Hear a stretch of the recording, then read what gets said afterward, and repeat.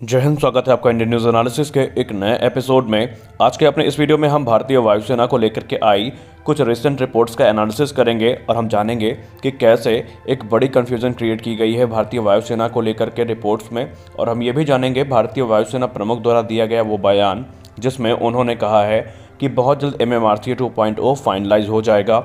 इसके अलावा हम ये भी बात करेंगे कि आखिरकार क्यों जब हमारे पास आधुनिक फाइटर्स के ऑप्शंस थे तो हमने सेकेंड हैंड फाइटर्स पे अपना दांव क्यों लगाया। तो बने रहिए वीडियो के अंत तक ताकि आज का ये इंटरेस्टिंग वीडियो आपको समझ में आ सके। दोस्तों, हमारे वायुसेना प्रमुख air chief marshal VR Chaudhari sir ने कल द प्रिंट को एक इंटरव्यू दिया जहां पर उन्होंने ये बताया कि हम S-400 एयर डिफेंस सिस्टम को तो इंडक्ट कर ही रहे हैं, लेकिन इसका मतलब ये नहीं है कि हम अपनी ऑफेंसिव कैपेबिलिटी को डिफेंसिव कैपेबिलिटी के साथ कंपेयर करें। उन्होंने कहा कि एयर डिफेंस सिस्टम को इंडक्ट करना अलग चीज़ होती है और फाइटर एयरक्राफ्ट का प्रोक्योरमेंट अलग चीज़ होती है। उन्होंने ये भी कहा कि इस समय भारतीय वायुसेना 114 फाइटर एयरक्राफ्ट के प्रोक्योरमेंट को लेकर के काफ़ी सीरियस है और इस पर डिस्कशन भी चल रहा है। और जब उनसे ये पूछा गया कि क्या MMRCA 2.0 में एक बार फिर से 36 राफेल लिए जाएंगे तो उन्होंने इस पर कोई सीधा उत्तर नहीं दिया, बल्कि उन्होंने ये कहा कि राफेल एक प्रबल दावेदार है, इसमें कोई संदेह नहीं है। उन्होंने बताया कि अब पॉलिसी थोड़ा चेंज हो चुकी है। अब 114 फाइटर एयरक्राफ्ट जो खरीदे जाएंगे उनमें 5th और 6th जनरेशन के टेक्नोलॉजी होना अति आवश्यक है। और अभी तक जितने भी दावेदार हमारे सामने आए हैं वो इस समय 4.5 जनरेशन के एयरक्राफ्ट्स को ही हमारे सामने रख रहे हैं। इसलिए निकट भविष्य में हमें ये गौर करना होगा कि हम जो भी एयरक्राफ्ट खरीदें वो लंबे समय तक हमारी सर्विस में रहें। साथ साथ उन्होंने ये भी कहा कि इस समय भारतीय वायुसेना तेजस मार्क 2 और AMCA जैसे प्रोजेक्ट को लेकर के प्रतिबद्ध है और आने वाले समय में हम लगातार इसका समर्थन करते रहेंगे। तो ये तो बयान था। आइए जान लेते हैं 2040 तक भारतीय वायुसेना कैसी रहेगी और क्यों हम सेकेंड हैंड फाइटर एयरक्राफ्ट को खरीद रहे हैं, इसका क्या कोई बेनिफिट है और मौजूदा समय में भारतीय वायुसेना में किस एयरक्राफ्ट की कितनी स्क्वाड्रन है, या हम ये कह लें कि भारतीय वायुसेना में इस समय किस संख्या में कितनी एयरक्राफ्ट मौजूद हैं, इसके बारे में भी हम बात करेंगे। पहले बात कर लेते हैं 2040 तक वायुसेना की स्थिति के बारे में। दोस्तों, अगर हम निकट भविष्य के प्रोक्योरमेंट्स की बात करें, अगर 114 एयरक्राफ्ट फाइनलाइज हो जाते हैं और 170 तेजस मार्क 2 फाइटर जेट 2040 तक शामिल कर लिए जाते हैं और 120 AMCA मार्क 1 और मार्क 2 भी 2040 तक आ जाते हैं। इसके अलावा 123 जो हमारे तेजस मार्क 1 और मार्क 1A हैं, जिनका उम्मीद है 2028 से 30 के बीच तक ये वायुसेना का हिस्सा बन जाएंगे, और मौजूदा 36 राफेल को अगर हम मिलाएं तो टोटल 550 एयरक्राफ्ट होते हैं। अगर आप इसको स्क्वाड्रन में डिवाइड करें तो तकरीबन 30 स्क्वाड्रन इसकी होती हैं। यहाँ पर हम पुराने मिराज 2000 MiG-29 को नहीं गिन रहे हैं क्योंकि ये अगले दशक की शुरुआत में ही रिटायर कर दिए जाएंगे। तो ये तो थी भारतीय वायुसेना की 2040 तक का अभी स्क्वाड्रन क्षमता। यहाँ पर हम सुखोई को गिन रहे हैं क्योंकि सुखोई रहेंगे 2040 तक सर्विस में। तो अब मान लेते हैं कि अगर ऐसा हुआ तब जाकर के भारतीय वायुसेना 41 से 42 स्क्वाड्रन अपनी मेंटेन करके रख पाएगी। दूसरा सवाल, आखिरकार जब प्लान इतना क्लियर है तो हमने सेकेंड हैंड जो मिराज 2000 है और जो MiG-29 है इनको क्यों खरीदा।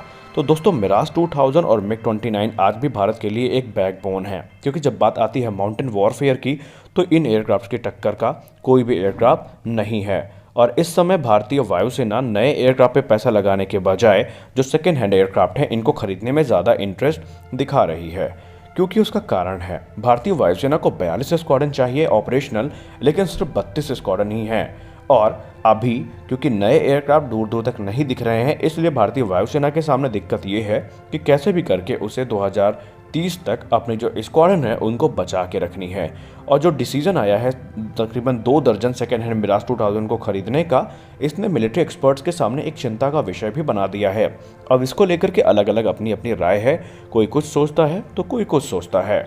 अभी आपको बता दें कि अभी रिसेंटली इंडियन एयरफोर्स ने सीरीज़ ऑफ इंडक्शंस किए हैं और अपग्रेड प्रोग्राम को भी हरी झंडी दी है ताकि जो कमियां हैं उनको दूर की जा सके। और आपको पता ही होगा कि तकरीबन 20 की संख्या में हिंदुस्तान एरोनॉटिक्स द्वारा मैन्युफैक्चर किए गए तेजस मार्क 1 इस समय इनिशियल ऑपरेशनल क्लियरेंस के साथ इंडियन एयरफोर्स को डिलीवर कर दिए गए हैं। वहीं इंडियन एयरफोर्स ने LCA की एक सेकेंड स्क्वाड्रन को भी सेटअप कर लिया है, जो कि लास्ट ईयर मई में की गई थी, जिसमें 20 अतिरिक्त तेजस एयरक्राफ्ट आएंगे 2022 के मध्य तक। इसके अलावा अभी हाल ही में भारतीय वायुसेना को 36 राफेल जेट भी प्राप्त हुए हैं। अब आइए बात कर लेते हैं इंडियन एयरफोर्स के अपग्रेडेशन प्रोग्राम की। तो इंडियन एयरफोर्स मिराज 2000 को एक बार फिर से नया अपग्रेड देने वाली है। आपको पता ही होगा कि भारतीय वायुसेना में मिराज 2000-5 कैटेगरी के एयरक्राफ्ट मौजूद हैं। इसके अलावा MiG-29 और जैगुआर को भी एवियोनिक अपग्रेड मिलेगा और इनके इंजन में भी कहा जा रहा है कि कुछ अपग्रेड किए जाएंगे। अगर ऐसा होता है तो इनकी जो कैपेबिलिटी है निस्संदेह 4+ जनरेशन के एयरक्राफ्ट के समकक्ष हो जाएगी और ये भी माना जा रहा है कि जो ये अपग्रेड है वो अगले साल के अंत तक इनको मिल जाएंगे। इसके अलावा भारतीय वायुसेना 272 की संख्या में Su-30 MKI फाइटर जेट्स को ऑपरेट करती है। एक रिपोर्ट में ये दावा किया गया कि इनमें से 40 जो Su-30 MKI है इनको सिलेक्ट किया गया है जो कि एक अपग्रेड से गुजरेंगे। अब वो सुपर सुखोई अपग्रेड होगा या कुछ और, इसके बारे में अभी क्लियर नहीं है, लेकिन ये बात तय है कि इनको नया एसा रेडार, नया ऑनबोर्ड कंप्यूटर, नया इलेक्ट्रॉनिक वॉरफेयर सूट और ब्रह्मोस मिसाइल का इंटीग्रेशन इनमें किया जाएगा। इसके अलावा अस्त्र 1 और अस्त्र 2 जो मिसाइल्स हैं, जो हमारे BVR मिसाइल्स हैं, इनको भी इसमें इंटीग्रेट किया जाएगा। इसके अलावा तकरीबन दर्जन भर एयरक्राफ्ट जो हमने तकरीबन 2 दशकों में एक्सीडेंट्स में खोए हैं, इनकी भरपाई करने के लिए भी भारत रशिया से एडिशनल MiG-29 और Su-30 MKI खरीद रहा है। ये जो Su-30 MKI आएंगे ना सिर्फ ये अपने फैमिली के एयरक्राफ्ट की कमियों को पूरा करेंगे, बल्कि हमने आज तक तकरीबन जो 2000 से लेकर के 2020 तक मिराज 2000 और MiG-29 को हादसों में खोए हैं, उनकी कमियों को भी पूरा करने की कोशिश यहाँ पर की जाएगी।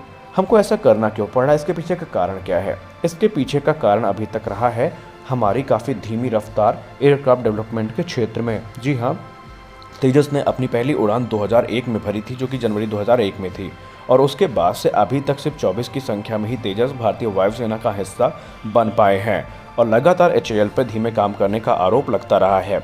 अब MiG-21 को 2014 में रिटायर करने की बात पहली बार की गई थी और 2014 से लेकर के आज तक हम MiG-29 को रिटायर नहीं कर सके हैं और उसका नतीजा ये हुआ है कि एक बेहतरीन एयरक्राफ्ट अपने समय का आज भारतीय वायुसेना के पायलट्स के लिए सबसे खतरनाक मशीन बन चुका है और यही कारण है कि इसने कई सारे पायलट्स की जान भी ले ली है और इस कारण इसको फ्लाइंग कॉफिन्स के नाम से जाना जाता है। हालांकि भारतीय वायुसेना के लिए इस समय तेजस मार्क 1, मार्क 2, तेजस और दूसरे जो प्रोजेक्ट हैं इन पे काम चल रहा है, लेकिन इनको आने में अभी तकरीबन 4 से 5 साल का समय लगेगा और तब तक हमें अपने इन्हीं MiG-21 फाइटर एयरक्राफ्ट पर आश्रित रहना होगा। और कल की वीडियो में हमने आपको बताया था तेजस मार्क 2 और TEDVF की टाइमलाइन के बारे में, तो हम इस पर चर्चा नहीं करते हैं क्योंकि हम आपको ये मान के चलते हैं कि आपको इसके बारे में पता होगा। अब आइए बात कर लेते हैं भारतीय वायुसेना में कितने एयरक्राफ्ट कितनी संख्या में मौजूद हैं। तो air marshal retired Anil Chopra sir की बात माने तो इस समय इंडियन एयरफोर्स में 4 स्क्वाड्रन MiG-21 के मौजूद हैं, 5 जैगुआर की मौजूद हैं, 3 MiG-29 UPG की मौजूद हैं, 3 स्क्वाड्रन मिराज 2000 की मौजूद हैं, 12 स्क्वाड्रन है सुखोई 30 MKI की, 2 स्क्वाड्रन है लाइट कॉम्बैट एयरक्राफ्ट की और 2 स्क्वाड्रन है राफेल की। यानी अगर आप इनको जोड़ें तो तकरीबन 31 स्क्वाड्रन होती है जो ऑपरेशनल हैं इस समय और तकरीबन 11 स्क्वाड्रन की अभी कमी हमारे वायुसेना में मौजूद है और भारतीय वायुसेना का टारगेट है कि 2035 तक इस गैप को भरा जाए, फिर चाहे जैसे भी भरा जाए, लेकिन ये इतना आसान नहीं होगा। अब आइए तीसरे सवाल की बात करते हैं कि भारत ने सेकेंड हैंड मिराज 2000 क्यों खरीदे, इसका क्या लक्ष्य है। तो दोस्तों एक रिपोर्ट में दावा यह किया गया है कि जो 2 दर्जन मिराज 2000 खरीदे गए हैं ये उड़ाने के मकसद से नहीं खरीदे गए हैं, बल्कि ये खरीदे गए हैं स्पेयर पार्ट्स की सप्लाई को बनाए रखने के लिए। जी हाँ, आपको पता है कि जब कोई भी एयरक्राफ्ट बनना बंद हो जाता है तो उसके जो स्पेयर पार्ट्स का प्रोडक्शन है धीरे धीरे वो भी कम हो जाता है। और सेकेंड हैंड मार्केट की बात करें तो जितनी अवेलेबिलिटी F-16 जैसे फाइटर एयरक्राफ्ट के स्पेयर पार्ट्स की होती है उतनी मिराज 2000 की नहीं है। अब क्योंकि भारतीय वायुसेना 2030 तक तकरीबन इनको इस्तेमाल करेगी और फ्रांस ने लगभग इनके स्पेयर पार्ट्स को बनाना बंद कर दिया है, तो इसी चीज़ को एश्योर करने के लिए कि भविष्य में किसी भी स्पेयर पार्ट की कमी ना हो, भारतीय वायुसेना इन सेकेंड हैंड मिराज 2000 को खरीद रही है। तो ये तो थी पहला जवाब। अब बात आती है कि MiG-29 क्यों खरीदे गए। तो दोस्तों MiG-29 की जो कैपेबिलिटी है माउंटेन वॉरफेयर में वो काफ़ी ज़्यादा लीथल है और यही कारण है कि भारतीय वायुसेना ने जो MiG-29 फाइटर जेट्स हैं उनको खरीदा है। हालांकि MiG-29 भी अब अपनी सर्विस को लेकर के काफ़ी ज़्यादा क्रिटिसाइज़ हो रहे हैं और एक रिपोर्ट में बताया गया कि कोई अफ्रीकन कंट्री है उसने MiG-29 को वापस कर दिया है रशिया को, ये बताते हुए कि उसकी जो बिल्ड क्वालिटी है वो काफ़ी ज़्यादा ख़राब है, उसके जो इंजन की लाइफ है वो भी काफ़ी कम है। और यही कारण है कि इंडियन एयरफोर्स जो अपने MiG-29 है इनको UPG स्टैंडर्ड में अपग्रेड करेगी ताकि इनको ऑपरेशनल बनाए रखा जा सके। तो फिलहाल के वीडियो में बस इतना ही, मिलते हैं अपने अगले वीडियो में, तब तक के लिए जय हिंद।